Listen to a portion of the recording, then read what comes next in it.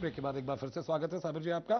साबिर जी, यहाँ आपने बात की थी ब्रेक पे जाने से पहले मुद्दों की जी। लेकिन यहाँ मुद्दे आप कहते हैं कि जनता जानती है कि मुद्दों की बात करती है, पैसों के लिए नहीं लड़ती, आम आदमी के लिए लड़ती है।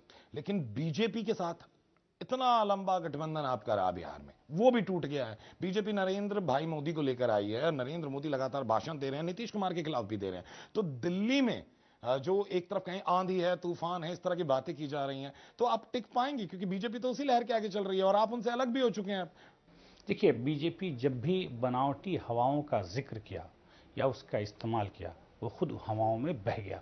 और आंधी जो आती है बहुत देर तक नहीं टिकती, कुछ नुकसान ज़रूर होता है और वो नुकसान आम लोगों को हो जाता है, ख़ास लोगों को नहीं होता। और बीजेपी की आंधी आम लोगों को नुकसान करेगी, देश को फ़ायदा नहीं पहुंचाएगी, देश को नुकसान करेगी और उसमें वो खुद उस हवाओं में बहते हुए चले जाएंगे समंदर के बीच। लेकिन जिस तरह से बीजेपी प्रोजेक्ट कर रही है नरेंद्र मोदी को, दिल्ली में भी वो नरेंद्र मोदी को ही चेहरा बनाकर चल रहे हैं। नरेंद्र मोदी के साथ हर्षवर्धन, एक साफ छवि, ईमानदार छवि बीजेपी कहती है।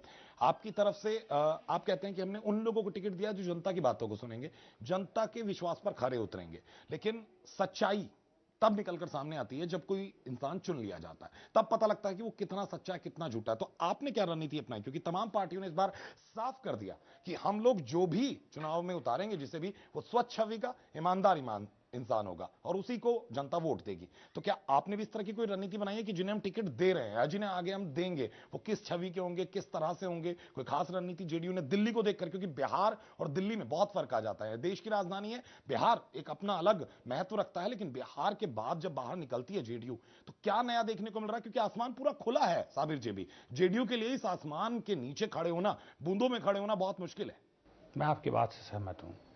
आसमान बहुत बड़ा है, लेकिन दिल्ली उसके बनिस्बत बहुत छोटा है। मैं आपको बताऊं, पहले भी कहा, बड़ी ईमानदारी से कहा, आज भी उस बात को दोहराने में मुझे कोई संकोच नहीं है। आज हमारी पार्टी आउटर दिल्ली पे फोकस है। इनर दिल्ली में हमारी कमजोरी हो सकती है, उसको कोई इनकार नहीं कर सकता, लेकिन इनर दिल्ली में भी कुछ ऐसे सीट हैं जो हम जीत के लाएंगे। आपने दो तीन बातें कही कि हमारी पार्टी का मेन फोकस क्या है। हमारी पार्टी पूरी खुली हुई आसमान है, लेकिन हमारी पार्टी का यही जद्दोजहद, पार्टी हमारी बहुत पुरानी है। हमारे नेताओं के पास विजन है, करके दिखाया है, राजनीति पे लंबा संघर्ष है, पार्टी की तवारीख है, उनके वर्कर को जानते हैं। और हमारे पार्टी में अभी भी, जैसे आपने कैंडिडेट की भी, हमारी पहली प्राथमिकता रही है कि हम स्वच्छ और वैसे कैंडिडेट जो आवाम के बीच रहें और उनके ऊपर किसी तरह के दाग नहीं हो। इसका पूरा पूरा प्रयास है और जो भी हम उसको स्क्रीनिंग कर सकते हैं हम कर रहे हैं। हमारे पास अपनी जितनी मैकेनिज्म है, जितने वसाइल हैं, उसको पूरा सही तरीके से इस्तेमाल करके हम कोशिश करते हैं कि अच्छे लोगों को आवाम के बीच भेजें। हार जीत आवाम फैसला करेगा और मैं समझता हूं कि अभी इस बात पे दावा करना ये कबल अज़ वक्त होगा। बिल्कुल साबिर जी, अगर हम एक पल के लिए मान लेते हैं कि कुछ सीटों पर आप अपने आप को सिद्ध कर पाते हैं, तो क्या किसी किंग मेकर की भूमिका के लिए ये सारी जद्दोजहद है? किसी के साथ जाने के लिए जद्दोजहद है?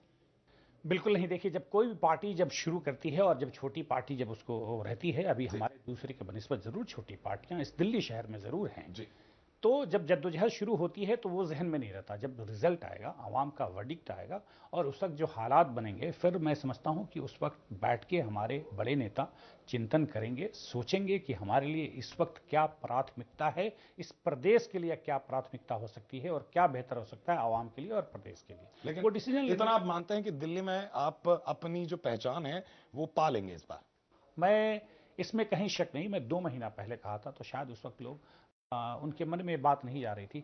आज मैं समझता हूं कि लोग अपने से फोन करके ये मानने पे तैयार हो गए कि इस बार जेडीयू कुछ कर जाएगी। बिल्कुल, हमारी कांग्रेस, बीजेपी, तमाम लोगों से बात हुई, आपके लोगों से भी बात हुई।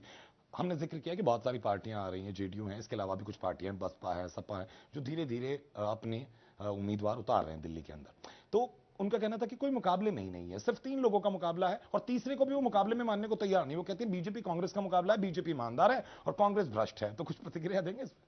ऐसा है कि जब लोग जो वो ख्वाब के अस्तित्व ही में, मानने को तैयार नहीं आप हाँ, लोगों को? कैसे मानेंगे? देखिए, वो पॉलिटिकल पार्टी है।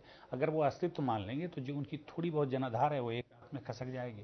क्योंकि बात आजकल तो ऐसा ना, कैमरे हैं, जी। अखबार है जी। और बहुत तेजी से व्हाट्सएप है, हर सब सोशल मीडिया है। आज की तारीख में हम बात करते हैं और कल आप ऑन एयर करने के लिए पहले वक्त लगता था, आज तो बात करते रहिए ऑन एयर चला जाता है। इसलिए लोगों तक बात पहुंचाना, वो भी दिल्ली शहर में मैं समझता हूं कि 70% लोग इमीडिएट कनेक्टेड रहते हैं हर चीज़ से, कहीं ना कहीं, या बातों के जरिए, टेलीविजन के जरिए, अखबारों के जरिए, व्हाट्सएप के जरिए, मोबाइल के जरिए, आज तक रेडियो के जरिए कनेक्टेड है। तो बात बहुत देर छिपती नहीं है, इसलिए वो अपने अस्तित्व बनाने की इस तरह की बात करते रहेंगे। और हमेशा जो पार्टियां जिस प्रदेश में उनकी सियासत रहती है, इस तरह की बात करने की परंपराएं रही है, वो परंपरा निभा रहे हैं, हकीकत की दुनिया में नहीं आ रहे हैं। फिलहाल एक और छोटा सा ब्रेक लेते हैं। जावेद ज़ाहर कह रहे हैं कि आजकल हाईटेक हो चुकी है और अब पॉलिटिक्स भी थोड़ी सी हाईटेक हो चुकी है। 3D, बीजेपी जैसी पार्टी भी 3D रथ निकाल रही है और साबिर भाई खुद कह रहे हैं कि अब आगे और हाईटेक होगी, लोगों तक पहुंचेंगे। देखेंगे कितना हाईटेक कर पाते हैं जेडीयू को। एक छोटा सा ब्रेक लेते हैं, ब्रेक के बाद पूछेंगे क्या है हाईटेक तरीका जनता के बीच जाने का जेडीयू का दिल्ली के अंदर, और साथ साथ पूछेंगे किस तरह से बिहार में जो चल रहा है, बिहार से जिस तरह के बयान आते हैं और जिस तरह के बयान दिए जाते हैं, क्या दिल्ली में भी वही बयान देखने को मिलेंगे चुनाव में। एक छोटे से ब्रेक के बाद।